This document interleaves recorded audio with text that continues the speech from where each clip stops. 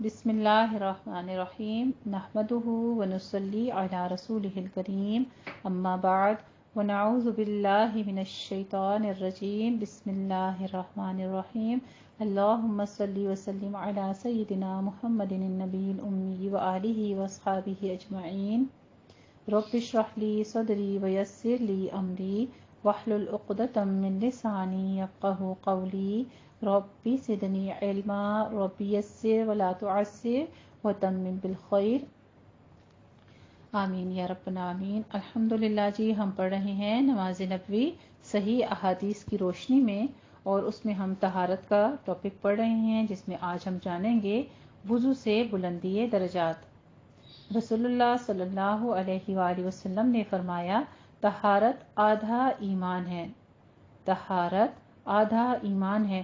سیدنا ابو ہریرہ رضی اللہ تعالی عنہ سے روایت ہے کہ میں نے اپنے دلی دوست محمد صلی اللہ علیہ وآلہ وسلم کو یہ فرماتے ہوئے سنا، جنت میں مومن کا زیور نور وہاں تک پہنچے گا جہاں تک وضو کا پانی پہنچتا ہے۔ سبحان اللہ، اسے صحیح مسلم نے روایت کیا ہے۔ رسول اللہ صلی اللہ علیہ وآلہ وسلم نے فرمایا، میں تمہیں وہ چیز نہ بتاؤں کہ جس کے سبب اللہ تعالی گناہ مٹاتا ہے اور درجات بلند کرتا ہے؟ صحابہ رضی اللہ تعالی عنہم نے عرض کیا، کیوں نہیں اے اللہ کے رسول صلی اللہ علیہ وآلہ وسلم، ارشاد فرمائیے۔ آپ نے فرمایا، مشقت، بیماری یا سردی وغیرہ کے وقت کامل اور سنوار کر وضو کرنا، یعنی انسان ایک مشقت میں ہو، وہ بیماری میں ہو یا اسے سخت سردی لگ رہی ہو، ایسی حالت میں کامل وضو سنوار کر کرنا، مسجدوں کی طرف اٹھنے والے قدموں کا زیادہ ہونا اور نماز کے بعد نماز کا انتظار کرنا گناہ مٹاتا ہے اور درجات کو بلند کرتا ہے۔ سبحان اللہ، اسے صحیح مسلم نے روایت کیا ہے۔ تحیۃ الوضو پڑھنے کی فضیلت۔ رسول اللہ صلی اللہ علیہ وآلہ وسلم نے فرمایا، جو شخص وضو کرے اور خوب سنوار کر اچھا وضو کرے، پھر کھڑا ہو کر دل اور چہرے سے ظاہری اور باطنی طور پر متوجہ ہو کر 2 رکعت نفل نماز ادا کرے تو اس کے لیے جنت واجب ہو گئی۔ سبحان اللہ، اسے صحیح مسلم نے روایت کیا ہے۔ سیدنا ابو ہریرہ رضی اللہ تعالیٰ عنہ بیان کرتے ہیں کہ رسول اللہ صلی اللہ علیہ وآلہ وسلم نے نماز فجر کے وقت سیدنا بلال رضی اللہ تعالیٰ عنہ سے فرمایا، اے بلال، میرے سامنے اپنا وہ عمل بیان کر جو تو نے اسلام میں کیا اور جس پر تجھے ثواب کی بہت زیادہ امید ہے، کیونکہ میں نے اپنے آگے جنت میں تیری جوتیوں کی آواز سنی ہے۔ سیدنا بلال رضی اللہ تعالیٰ عنہ نے عرض کیا، میرے نزدیک جس عمل پر مجھے ثواب کی بہت زیادہ امید ہے وہ یہ ہے کہ میں نے رات یا دن میں جب بھی وضو کیا تو وضو کے ساتھ جس قدر نفل نماز میرے مقدر میں تھی ضرور پڑھی، ہر وضو کے بعد نوافل ضرور پڑھے۔ اسے صحیح بخاری نے روایت کیا ہے۔ باب الطہارہ میں ایک وضو سے کئی نمازیں ادا کرنا کیسا ہے؟ سیدنا بریدہ رضی اللہ تعالیٰ عنہ سے روایت ہے کہ فتح مکہ کے دن رسول اللہ صلی اللہ علیہ وآلہ وسلم نے کئی نمازیں ایک وضو سے پڑھیں اور موزوں پر مسح بھی کیا۔ سیدنا عمر رضی اللہ تعالیٰ عنہ نے عرض کیا، اے اللہ کے رسول، آج آپ نے وہ کام کیا جو آپ پہلے نہیں کیا کرتے تھے۔ آپ صلی اللہ علیہ وآلہ وسلم نے فرمایا، اے عمر، میں نے ایسا جان بوجھ کر کیا ہے تاکہ لوگوں کو ایک وضو سے کئی نمازیں پڑھنے کا جواز معلوم ہو جائے، اور اسے صحیح بخاری اور صحیح مسلم نے روایت کیا ہے۔ معلوم ہوا کہ وضو قائم ہونے کی صورت میں ہر نماز کے لیے وضو فرض نہیں بلکہ افضل ہے۔ اگر کر لیتے ہیں تو افضل عمل ہے، لیکن اگر نہ کریں تو وضو ٹوٹتا نہیں ہے آپ کا، اس میں بھی آپ دوسری نماز پڑھ سکتے ہیں۔ دودھ پینے سے کلی کرنے کے بارے میں فرماتے ہیں، بے شک رسول اللہ صلی اللہ علیہ وآلہ وسلم نے دودھ پیا پھر کلی کی اور فرمایا، اس میں چکنائی ہے۔ آپ نے بکری کا شانہ کھایا، اس کے بعد نماز پڑھی اور دوبارہ وضو نہ کیا۔ آپ نے ستو کھائے پھر کلی کر کے نماز پڑھی اور وضو نہیں کیا۔ اسے صحیح بخاری نے اور صحیح مسلم نے روایت کیا ہے۔ موضوع وغیرہ پر مسح کے متعلق احکام اور مسائل۔ سیدنا مغیرہ رضی اللہ تعالیٰ عنہ کہتے ہیں، کنت مع النبی صلی اللہ علیہ وسلم فی سفر فأہویت لأنزع خفیہ فقال دعہما فإنی ادخلتہما طاہرتین فمسح علیہما۔ میں ایک سفر میں نبی کریم صلی اللہ علیہ وآلہ وسلم کے ہمراہ تھا۔ میں نے وضو کے وقت چاہا کہ آپ صلی اللہ علیہ وآلہ وسلم کے دونوں موزے اتار دوں۔ آپ صلی اللہ علیہ وآلہ وسلم نے فرمایا انہیں رہنے دو، میں نے انہیں طہارت کی حالت میں پہنا تھا۔ پھر آپ نے ان پر مسح کیا، یعنی جب آپ ایک دفعہ وضو کر لیں اور اس کے بعد موزے پہن لیں تو ان موزوں کے اوپر آپ پھر مسح کر سکتے ہیں، لیکن بغیر وضو آپ نے جرابیں پہنے ہیں، موزے پہنے ہیں، ان کے اوپر مسح نہیں کر سکتے ہیں۔ شریح بن ہانی رحمہ اللہ تعالیٰ فرماتے ہیں میں نے سیدنا علی رضی اللہ تعالیٰ عنہ سے موزوں پر مسح کرنے کی مدت کے متعلق پوچھا تو سیدنا علی رضی اللہ تعالیٰ عنہ نے فرمایا رسول اللہ صلی اللہ علیہ وآلہ وسلم نے مسافر کے لیے مسح کی مدت 3 دن رات اور مقیم کے لیے 1 دن رات مقرر فرمائی ہے۔ یعنی کسی نے اگر وضو کر لیا ہے اور وہ سفر میں نکل گیا ہے تو 3 رات اور دن یہ مسلسل اس کا وضو جو ہے وہ اس کے اوپر مسح کر سکتا ہے، لیکن جو ایک ہی جگہ پہ ایک ہی شہر میں اپنے گھر میں ہیں تو ان کے لیے ہے پھر کہ 1 دن اور 1 رات تک اس کا وضو جو ہے اس کے اوپر موضوع کے اوپر وہ مسح کر سکتا ہے۔ اسے صحیح مسلم نے روایت کیا ہے۔ سیدنا صفوان بن عسال رضی اللہ تعالیٰ عنہ کہتے ہیں کہ حالت سفر میں رسول اللہ صلی اللہ علیہ وآلہ وسلم ہمیں حکم دیتے کہ ہم اپنے موزے 3 دن اور 3 راتوں تک پاخانہ، پیشاب یا سونے کی وجہ سے نہ اتاریں بلکہ ان پر مسح کر لیا کریں۔ ہاں، جنابت کی صورت میں موزے اتارنے کا حکم دیتے ہیں، یعنی اس حالت میں لازم ہے کہ پھر موزے اتار کر غسل کیا جائے۔ امام نووی، اوزاعی اور امام احمد رحمۃ اللہ کہتے ہیں کہ مسح کی مدت موزے پہننے کے بعد وضو کے ٹوٹ جانے سے نہیں بلکہ پہلا مسح کرنے سے شروع ہوتی ہے۔ یعنی اگر ایک شخص نماز فجر کے لیے وضو کرتا ہے اور موزے یا جرابیں پہن لیتا ہے، پھر نماز ظہر کے لیے وضو کرتے وقت اس نے موزوں یا جرابوں پر مسح کیا تو اگلے دن کی نماز ظہر تک وہ مسح کر سکتا ہے۔ اسے صحیح اور جامع ترمذی نے روایت کیا ہے۔ اس حدیث شریف سے یہ بھی معلوم ہوتا ہے جو آگے ہم نے جنابت کے بارے میں پڑھی کہ جنبی ہونا مسح کی مدت ختم کر دیتا ہے، اس لیے غسل جنابت میں موزے اتارنا لازم ہے۔ البتہ بول و براز یعنی پیشاب، پاخانہ وغیرہ اور نیند کے بعد موزے نہ اتارے جائیں، بلکہ مفید جو ہے یہ بات ہے کہ معینہ مدت تک ان پر مسح کیا جا سکتا ہے۔ جرابوں پر مسح کرنے کے بارے میں بیان فرماتے ہیں سیدنا ثوبان رضی اللہ تعالیٰ عنہ روایت کرتے ہیں امرہم ان یمسحوا علی العصائب والتساخین۔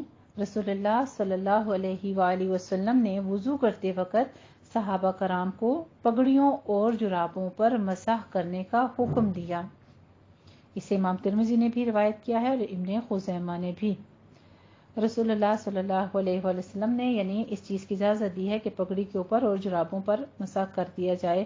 صحابہ رضی اللہ تعالیٰ عنہم کا جرابوں پر مسح کرنا، سیدنا عقبہ بن عمر، ابو مسعود انصاری رضی اللہ تعالیٰ عنہ نے اپنی جرابوں پر مسح کیا۔ سیدنا عمر بن حریث رضی اللہ تعالیٰ عنہ فرماتے ہیں کہ سیدنا علی رضی اللہ تعالیٰ عنہ نے پیشاب کیا، پھر وضو کرتے ہوئے آپ نے اپنی جرابوں پر جو جوتوں چپلوں میں تھیں مسح کیا۔ اسے مصنف ابی شیبہ نے روایت کیا ہے۔ ابن حزم رحمہ اللہ نے بھی اس کو روایت کیا ہے اور صحابہ کرام رضی اللہ تعالیٰ عنہم سے جرابوں پر مسح کرنا ذکر کیا گیا ہے، جن میں سیدنا عبداللہ بن مسعود، سیدنا سعد بن ابی وقاص اور سیدنا عمر بن حریث رضی اللہ تعالیٰ عنہم بھی شامل ہیں۔ اسی طرح سیدنا سہل بن سعد رضی اللہ تعالیٰ عنہ جرابوں پر مسح کیا کرتے تھے۔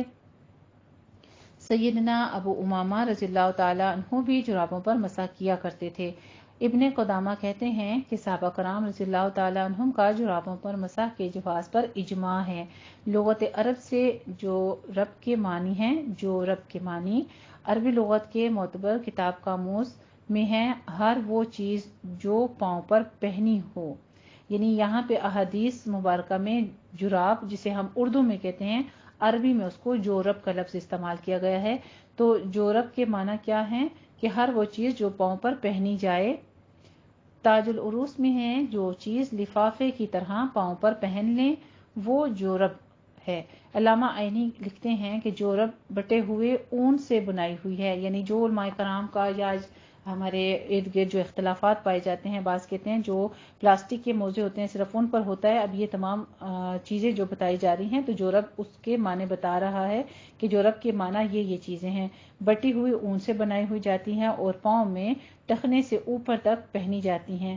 عارضۃ الاحوذی میں شارح حدیث امام ابو بکر بن العربی رحمۃ اللہ تحریر فرماتے ہیں، جورب وہ چیز ہے جو پاؤں ڈھانپنے کے لیے اون سے بنائی جاتی ہے۔ عمدۃ الرعایہ میں ہے، جرابیں روئی یعنی سوت کی ہوئی ہوتی ہیں، یعنی جو بنی ہوئی ہوتی ہیں اور بالوں کی بھی بنتی ہیں۔ غایۃ المقصود میں ہے کہ جرابیں چمڑے کی، صوف کی اور سوت کی بھی ہوتی ہیں۔ بس ثابت ہوا کہ جورب لفافے یا لباس کو کہتے ہیں، وہ لباس خواہ چربی کا ہو یا سوتی ہو یا ریشمی ہو یا اونی ہو، ہم ان پر مسح کر سکتے ہیں۔ پگڑی پر مسح کے بارے میں فرماتے ہیں سیدنا عمر بن امیہ رضی اللہ تعالیٰ عنہ روایت کرتے ہیں کہ رسول اللہ صلی اللہ علیہ وآلہ وسلم نے پگڑی پر مسح فرمایا۔ اسی طرح سیدنا بلال رضی اللہ تعالیٰ عنہ بیان کرتے ہیں کہ رسول اللہ صلی اللہ علیہ وآلہ وسلم نے پگڑی پر مسح کیا، اور یہ صحیح سند حسن سے، صحیح بخاری سے اور صحیح مسلم سے روایت ہے۔ تمام احادیث مبارکہ میں یہ بات ثابت ہے۔ نواقص وضو کے بارے میں ہمارا چھوٹا سا ٹاپک ہے، بس یہ پڑھتے ہیں آج اور جانتے ہیں کہ وضو توڑنے والی کیا چیزیں ہیں، کون سی ایسی چیزیں ہیں۔ جیسے بعض اوقات ہمارے ارد گرد، ہمارے معاشرے میں، ہمارے گھروں میں بہت ساری باتیں ایسی مشہور کر دی گئی ہیں جن کی وجہ سے بتا دیا جاتا ہے کہ آپ کا وضو ٹوٹ گیا ہے۔ تو اب ہم احادیث مبارکہ کی روشنی میں دیکھتے ہیں کہ کون سی ایسی چیزیں ہیں جن کو نواقض وضو کہتے ہیں، جن سے وضو ٹوٹ جاتا ہے۔ ابن عمر رضی اللہ تعالیٰ عنہما روایت کرتے ہیں کہ رسول اللہ صلی اللہ علیہ وآلہ وسلم نے فرمایا، لا تقبل صلاۃ بغیر طہور، وضو کے بغیر نماز قبول نہیں کی جاتی۔ سیدنا ابو ہریرہ رضی اللہ تعالیٰ عنہ سے روایت ہے کہ رسول اللہ صلی اللہ علیہ وآلہ وسلم نے فرمایا، جس شخص کا وضو ٹوٹ جائے جب تک وہ وضو نہ کرے، اللہ تعالیٰ اس کی نماز قبول نہیں کرتا۔ اسے صحیح مسلم نے روایت کیا ہے اور صحیح بخاری نے بھی۔ مزی خارج ہونے سے وضو، سیدنا مقداد رضی اللہ تعالیٰ عنہ فرماتے ہیں، رسول اللہ علیہ وآلہ وسلم سے میں نے دریافت کیا کہ مزی خارج ہونے سے غسل واجب ہوتا ہے یا نہیں، تو آپ نے مزی خارج ہونے سے غسل واجب قرار نہ دیا، بلکہ فرمایا اپنا عضو مخصوص جو ہے اس کو دھو ڈالو اور وضو کر لو۔ شرمگاہ کو ہاتھ لگانے سے وضو کی کیا حالت ہے؟ وضو کامل رہتا ہے یا ناقص ہو جاتا ہے؟ نبی کریم صلی اللہ علیہ وآلہ وسلم نے فرمایا، جو شخص شرمگاہ کو ہاتھ لگائے بس وہ وضو کر لے۔ یعنی بہت ساری ایسی کنڈیشنز ہیں، کبھی اگر کوئی ٹیوب کریم وغیرہ لگانی پڑ گئی ہے یا ویسی خارش وغیرہ کے طور پر کسی بھی فارم میں ہے کہ اگر آپ نے شرمگاہ کو ہاتھ لگا لیا تو اس کے لیے پھر وضو کر لینا ضروری ہے، غسل ضروری نہیں ہے۔ نیند سے اٹھیں تو پھر وضو کے بارے میں کیا حکم فرماتے ہیں؟ سیدنا صفوان بن عسال رضی اللہ تعالیٰ عنہ سے روایت ہے کہ رسول اللہ صلی اللہ علیہ وآلہ وسلم ہمیں حکم دیتے تھے کہ ہم سفر میں اپنے موزے 3 دن رات نہ اتاریں، لیکن پیشاب، پاخانے اور نیند میں ہم انہیں پہنے رکھیں۔ اس حدیث سے معلوم ہوا کہ نیند سے وضو ٹوٹ جاتا ہے۔ سیدنا ابو ہریرہ رضی اللہ تعالیٰ عنہ فرماتے ہیں کہ جو شخص سو جائے اس پر وضو واجب ہے۔ نیند کے لیے بھی یہ چیز ہے کہ اگر آپ بیٹھے ہوئے ہیں سیدھے، جیسے آپ اتحیات کی شکل میں ہیں، تو اس کنڈیشن میں آپ کو اونگ آ گئی ہے یا آپ پر نیند طاری ہو گئی ہے تو آپ کا وضو نہیں ٹوٹتا۔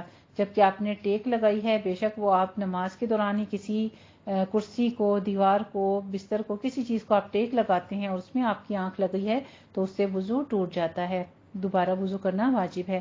سیدنا انس رضی اللہ تعالیٰ عنہ فرماتے ہیں، اصحاب رسول صلی اللہ علیہ وآلہ وسلم نماز عشاء کے انتظار میں بیٹھے بیٹھے اونگتے تھے اور وضو کیے بغیر نماز ادا کر لیتے تھے۔ ہوا خارج، اور یہ احادیث مبارکہ جو ہیں یہ صحیح بخاری سے باب الوضو میں ثابت ہیں، ان سے روایت ہے۔ ہوا خارج ہونے سے وضو کے بارے میں حکم فرماتے ہیں۔ رسول اللہ صلی اللہ علیہ وآلہ وسلم کے سامنے ایک ایسے شخص کی حالت بیان کی گئی جسے خیال آیا کہ نماز میں اس کی ہوا خارج ہوئی ہے، تو نبی کریم صلی اللہ علیہ وآلہ وسلم نے فرمایا نماز اس وقت تک نہ توڑے جب تک ہوا نکلنے کی آواز نہ سن لے یا اسے بدبو محسوس نہ ہو۔ اسے صحیح بخاری نے باب الوضو میں روایت کیا ہے۔ اور ٹیک لگا کر یا لیٹ کر سونے سے وضو ٹوٹ جائے گا، بیٹھے بیٹھے اونگ سے وضو نہیں ٹوٹتا۔ ان حدیث مبارکہ سے ہمیں یہ بھی ثابت ہوتا ہے۔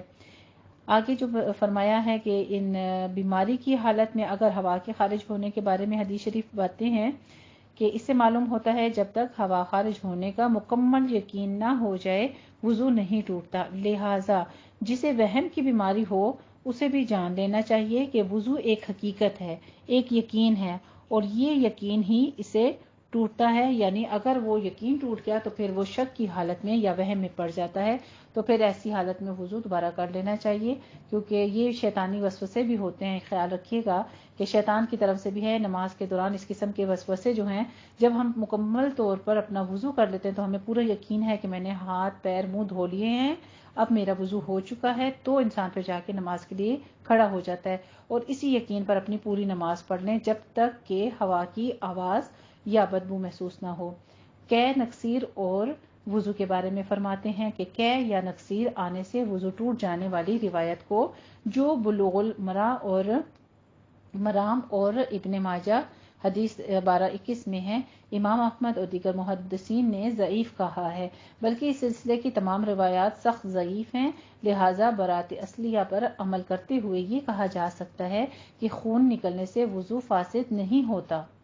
یعنی نکسیر ناک سے اگر نکل آئی ہے یا قے سے گلے میں سے خون وغیرہ یا وومٹ آ گئی ہے تو اس کنڈیشن میں وضو فاسد نہیں ہوتا۔ اس کی تائید اس واقعے سے بھی ہوتی ہے جو غزوہ ذات الرقاع میں پیش آیا، جب ایک انصاری صحابی رات کو نماز پڑھ رہے تھے کہ کسی دشمن نے ان پر تیر چلائے جن کی وجہ سے وہ سخت زخمی ہو گئے اور ان کے جسم سے خون بہنے لگا، مگر اس کے باوجود وہ اپنی نماز میں مشغول رہے۔ اسے صحیح ابن سنن اور ابن داؤد نے روایت کیا ہے۔ یہ ہو ہی نہیں سکتا کہ رسول اللہ صلی اللہ علیہ وآلہ وسلم کو اس واقعے کا علم نہ ہو یا نہ ہو، آپ کا علم ہو اور آپ نے انہیں نماز لوٹانے یا خون بہنے سے وضو ٹوٹ جانے کا مسئلہ بتایا مگر ہم تک یہ خبر نہ پہنچی ہو۔ یعنی ایسا ممکن ہی نہیں ہے کہ اگر ایسا ہوا ہوتا اور آپ ہمیں دوبارہ وضو کا حکم دیتے، اس کے بارے میں ہمیں خبر نہ پہنچتی، ایسا ممکن ہی نہیں ہے۔ اسی طرح جب سیدنا عمر رضی اللہ تعالیٰ عنہ زخمی کیے گئے تو آپ اسی حالت میں نماز پڑھتے رہے حالانکہ آپ کے جسم سے خون جاری تھا۔ اسے صحیح سنن نے روایت کیا ہے فتح باری میں۔ اس سے معلوم ہوا کہ شرمگاہ کے سوا خون کا بہنا ناقض وضو نہیں ہے۔ ہاں، شرمگاہ سے آ جائے تو وہ ہم حیض اور نفاس کے پیچھے ٹاپک میں پڑھ چکے ہیں کہ اس سے وضو کیا پھر نماز بھی ٹوٹ جاتی ہے اور روزہ بھی۔ رسول اللہ صلی اللہ علیہ وآلہ وسلم نے فرمایا اگر نماز میں وضو ٹوٹ جائے تو ناک پر ہاتھ رکھ کر باہر کی طرف لوٹو، وضو کرو اور پھر نماز پڑھ لو۔ یعنی نماز کے دوران اگر وضو ٹوٹ جاتا ہے تو ناک پر ہاتھ رکھ کر باہر کی طرف لوٹ جاؤ، وضو کرو اور پھر نماز پڑھ لو۔ اسے صحیح سنن اور ابن داؤد نے روایت کیا ہے۔ تیمم کے بارے میں بیان فرماتے ہیں پانی نہ ملنے کی صورت میں طہارت کی نیت سے پاک مٹی کا قصد کر کے اسے ہاتھوں اور چہرے پر ملنا تیمم کہلاتا ہے، جس کا قرآن مجید میں بھی ذکر آ چکا ہے۔ پانی نہ ملنے کی کئی صورتیں ہیں، مثلا مسافر کو سفر میں پانی نہ ملے یا پانی کے مقام تک پہنچنے پر نماز کے فوت ہو جانے کا خطرہ ہو، یا وضو کرنے سے مریض کو مرض کی زیادتی کا خوف ہو، یا پانی حاصل کرنے میں جان کا ڈر ہو، مثلا گھر میں پانی نہیں ہے، باہر کرفیو ہے نافذ اور پانی لانے میں کسی دشمن یا درندے سے جان کا اندیشہ ہو کہ اس کا شکار ہو جائیں گے، تو ایسی صورت میں ہم تیمم کر سکتے ہیں، خواہ یہ موانع برسوں قائم رہے، تیمم بھی بدستور جائز رہے گا۔ رسول اللہ صلی اللہ علیہ وآلہ وسلم نے فرمایا الصعید الطیب وضوء المسلم ولو الی 10 سنین، پاک مٹی مسلمان کا وضو ہے اگرچہ 10 برس پانی نہ پائے۔ تو آج کل جس طرح سے بجلی اور لوڈ شیڈنگ وغیرہ کے حالات ہیں، اس میں اکثر اوقات ایسا ہی ممکن ہو جاتا ہے کہ پانی گھروں میں بالکل ختم ہو جاتا ہے اور ٹینکی وغیرہ خالی ہو جاتی ہے، نلکوں میں بھی پانی آنا ختم ہو جاتا ہے، تو اس حالت میں یہ ہے کہ پھر پاک زمین کا تیمم جو ہے مٹی کے ساتھ تیمم کر سکتے ہیں۔ جنابت کی حالت میں تیمم کے بارے میں فرماتے ہیں سیدنا عمران رضی اللہ تعالیٰ عنہ روایت کرتے ہیں کہ ہم رسول اللہ صلی اللہ علیہ وآلہ وسلم کے ساتھ سفر میں تھے، آپ نے لوگوں کو نماز پڑھائی، جب نماز مکمل کر لی تو اچانک آپ کی نظر ایک آدمی پر پڑی جو لوگوں سے الگ بیٹھا ہوا تھا اور اس نے لوگوں کے ساتھ نماز نہیں پڑھی تھی۔ رسول اللہ صلی اللہ علیہ وآلہ وسلم نے اس سے پوچھا، اے فلاں، لوگوں کے ساتھ نماز پڑھنے سے تجھے کس چیز نے روکا؟ اس نے کہا، مجھے جنابت پہنچی اور پانی نہ مل سکا۔ آپ صلی اللہ علیہ وآلہ وسلم نے فرمایا، تجھ پر مٹی سے تیمم کرنا لازم ہے، بس وہ تیرے لیے کافی ہے۔ ابن عباس رضی اللہ تعالی عنہما فرماتے ہیں کہ سردی کا موسم تھا، ایک آدمی کو غسل جنابت کی ضرورت پیش آئی، اس نے اس بارے میں دریافت کیا تو اسے غسل کرنے کو کہا گیا، اس نے غسل کیا جس سے اس کی موت واقع ہو گئی۔ جب اس کا واقعہ حضرت کا ذکر رسول اللہ صلی اللہ علیہ وآلہ وسلم سے کیا گیا تو آپ صلی اللہ علیہ وآلہ وسلم نے فرمایا، ان لوگوں نے اسے مار ڈالا، اللہ انہیں مارے، بے شک اللہ تعالیٰ نے مٹی کو پاک کرنے والا بنایا ہے، وہ تیمم کر لیتا۔ اسے صحیح بخاری نے باب تیمم میں بیان فرمایا ہے، ابن خزیمہ نے بھی، ابن حبان میں اور حاکم نے مستدرک میں، حافظ ذہبی نے بھی اسے صحیح کہا ہے۔ عبداللہ بن عمر رضی اللہ تعالیٰ عنہما نے فرمایا، اگر زخم پر پٹی بندی ہو تو وضو کرتے وقت پٹی پر مسح کر لے اور ارد گرد کو دھو لے۔ اگر زخم پر پٹی بندی ہوئی ہو تو وضو کرتے وقت پٹی پر مسح کر لے اور ارد گرد کو دھو لے۔ معلوم ہوا کہ اگر کسی بیماری یا کمزور ہونے کی حالت میں ایسے آدمی کو احتلام ہو جائے اور غسل کرنا اس کے لیے ہلاکت یا بیماری کا موجب ہو تو اسے تیمم کر کے نماز پڑھ لینی چاہیے۔ نیز یہ بھی ثابت ہوا کہ زخموں اور پھوڑوں پر وغیرہ کی پٹی پر مسح کر لینا درست ہے، اور محتلم، حیض اور نفاس سے فارغ ہونے والی عورت پر بھی بوقت ضرورت تیمم کر کے نماز پڑھ سکتی ہے۔ یعنی عورتوں کے لیے بھی یہی حکم ہے، اگر ان کو احتلام ہوا ہے یا حیض یا نفاس ہے اور پانی موجود نہیں ہے، وہاں پر پانی نہیں پاتی ہیں، تو ان کے لیے بھی حکم تیمم کا ہے کہ وہ اس طرح سے تیمم کر کے اپنے آپ کو غسل اور وضو دونوں چیزیں وہ کر سکتی ہیں، اس لیے کہ تیمم عذر کی حالت میں وضو اور غسل دونوں کا قائم مقام ہے۔ تیمم کا طریقہ بیان کرتے ہیں سیدنا عمار رضی اللہ تعالیٰ عنہ بیان کرتے ہیں کہ مجھے رسول اللہ صلی اللہ علیہ وآلہ وسلم نے کسی کام کے لیے بھیجا، میں سفر کی حالت میں جنبی ہو گیا اور پانی نہ ملنے کی وجہ سے جانور کی طرح خاک پر لوٹ پوٹ ہوا اور نماز پڑھ لی۔ پھر سفر سے آ کر یہ حال رسول اللہ صلی اللہ علیہ وآلہ وسلم کے سامنے بیان کیا تو آپ صلی اللہ علیہ وآلہ وسلم نے فرمایا، تیرے لیے صرف یہی کافی تھا کہ تو یوں کر لیتا، یعنی اس نے اپنا پورا جسم جو تھا وہ مٹی پر رگڑا اور اس کے بعد اسے نماز پڑھی۔ تو آپ صلی اللہ علیہ وآلہ وسلم نے طریقہ بتایا کہ تو صرف یوں کر لیتا، پھر آپ نے اسے عملی طور پر یوں کر کے دکھایا، وَضَرَبَ بِيَدَيْهِ إِلَى الْأَرْضِ فَنَفَضَ يَدَيْهِ فَمَسَحَ وَجْهَهُ وَكَفَّيْهِ، اور نبی کریم صلی اللہ علیہ وآلہ وسلم نے اپنے دونوں ہاتھ زمین پر مارے، پاک مٹی کے اوپر مارے، تھوڑی سی جو گیلی مٹی ہوتی ہے اس کے اوپر دونوں ہاتھ زمین پر مارے، پھر انہیں جھاڑا، پھر ان کے ساتھ اپنے منہ اور دونوں ہاتھوں کی پشت پر مسح کیا، یعنی سیدھے ہاتھ پھیر کر پھر منہ پر، پھر کوہنیوں تک، پھر سر کا، ایسا نہیں، بلکہ آپ نے کس طریقے سے بتایا، آپ صلی اللہ علیہ وسلم نے اپنے دونوں ہاتھ زمین پر مارے، پھر انہیں جھاڑا، پھر ان کے ساتھ اپنے منہ اور دونوں ہاتھوں کی پشت پر مسح کیا، یعنی الٹے ہاتھ سے سیدھے ہاتھ پر اور سیدھے ہاتھ سے الٹے ہاتھ پر مسح کیا، پھر دونوں ہاتھوں سے چہرے کا مسح کیا۔ تیمم کے بارے میں قرآن مجید میں ارشاد باری تعالیٰ ہے، فَتَيَمَّمُوا صَعِيدًا طَيِّبًا، پاک مٹی سے تیمم کر لو۔